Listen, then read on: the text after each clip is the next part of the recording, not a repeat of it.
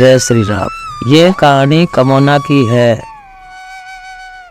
वहाँ नदी के किनारे दो परिवार रहते, एक लोमड़ी का एक हिरनी का। लोमड़ के एक दिन लोमड़ खेत में, किसान की खेत में घुसा मूंगफली खाने के लिए, तो उसके किसान ने टांग तोड़ दी, तो वो कहीं ज़्यादा दूर तक जा नहीं सकता।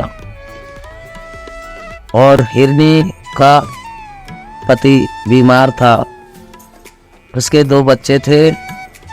तो हिरनी और लोमड़ी दोनों मुश्किल से नदी पार करके वहाँ दूसरे तरफ जहाँ एक राजा का नगर था वहाँ जाती थी और उनके खेतों में मूंगफलियाँ और हरी मुठिया लेके आती थी, और उनके फलों के बाग में से अंगूर अपने बीबार हिरण पति के और लोमड़ी अपने पति के लिए लेके आती थी।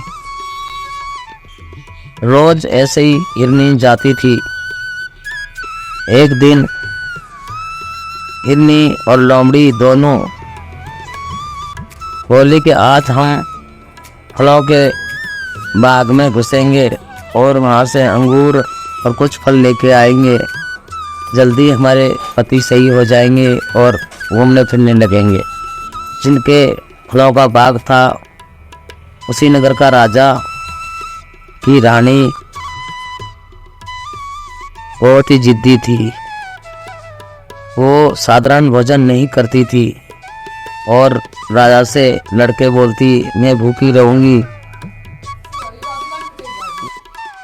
राजा ने बोला कि रानी साहब, अच्छे अच्छे दासियों से भोजन बनवा लो, क्या तुम्हें बांस की लगन लग गई है? कि नहीं, चाहे कहीं से भी, मुझे गरम हिरनी का मांस चाहिए। और राजा ने पास के ही गांव में एक शिकारी रहता था, उसको बुलवाया कि रोज़ मैं तुझे 11 टिक्का सोने का दूंगा, 11 सिक्का रोज़ सोने का दूंगा, हमारी रानी के लिए ताज़ी हिरण का मांस, हिरण शिकार करके और इसके लिए लेके आओ। शिकारी ने बोला ठीक है। राजा की बात टाल नहीं सकते थे और शिकारी हिरण का शिकार करने नदी की ओर निकला।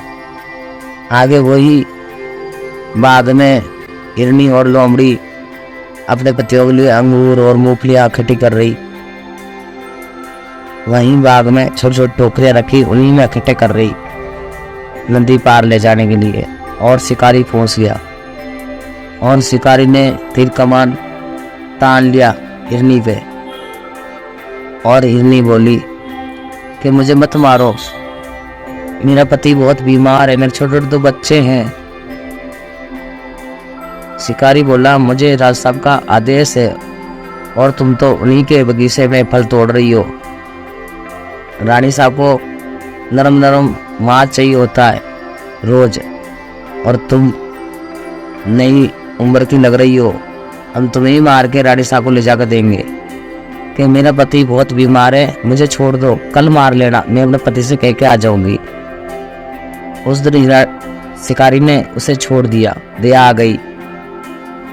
और लोमड़ी और दोनों वहाँ से कैसे ही भाग के गई और वो फल तो ले जाके अपने पतियों को दे दिया। और लोमड़ी तो बोली, बहन मैं तो दोबारा नहीं जाऊंगी वहाँ, शिकारी का कोई भरोसा नहीं, मैं कहीं और जगह चली जाऊंगी। हिरनी बोली, मैं नहीं जाऊंगी तो ढूंढता हुआ इधर आ जाएगा, मेरा पति भी मारा जाएगा, संग में मेरे बच्चे, मेरे को मार के उसको शांति तो हो जाएगी। तो उसका पति ने बोला, तुम मत जाओ, जो होगा देखा जाएगा, भगवान पे छोड़ दो। उतने में शिकारी वहीं आ गया नदी के किनारे, ढूंढता हुआ कि आज आई क्यों नहीं। और शिकारी ने बोले, मरने के लिए तैयार हो जाओ। लोमड़ी का परिवार भी खड़ा, हिरनी का बीमार पति, उसके 2 बच्चे और वो खड़े, सब आके उसके शिकारी के सामने खड़े हो गए नदी के किनारे।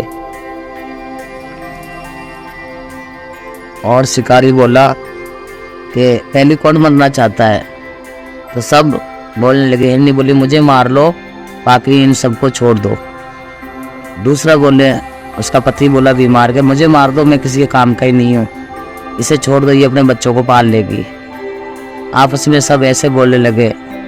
ऐसे ही लोमड़ी बोलने लगी, भैया पहले हमें मार दो।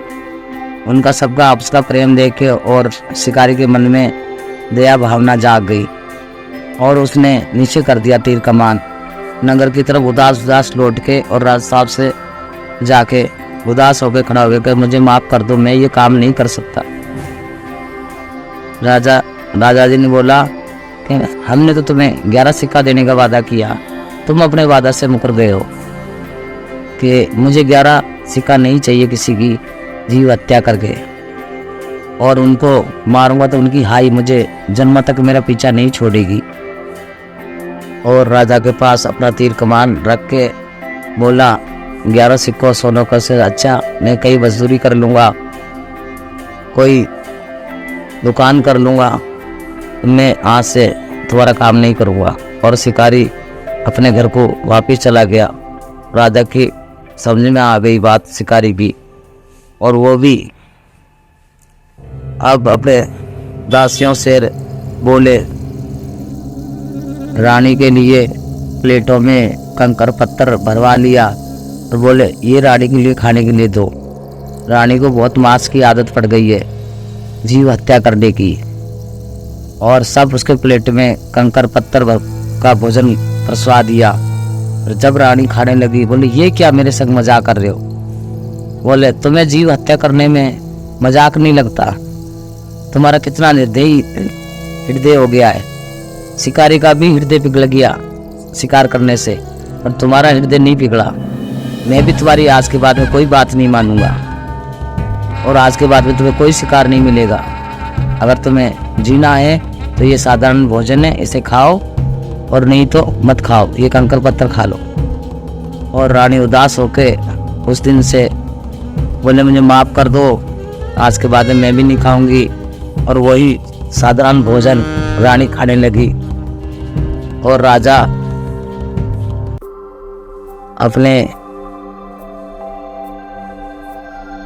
नगर में आसपास से बोल दिया कोई जीव हत्या नहीं करेगा हमारे आज से नगर में। शिकारी ने मेरी आंखें खोल दी कि पाप पाप ही होता है, किसी की जीव हत्या नहीं करेंगे, कोई मांस नहीं खाएगा। जय श्री राम।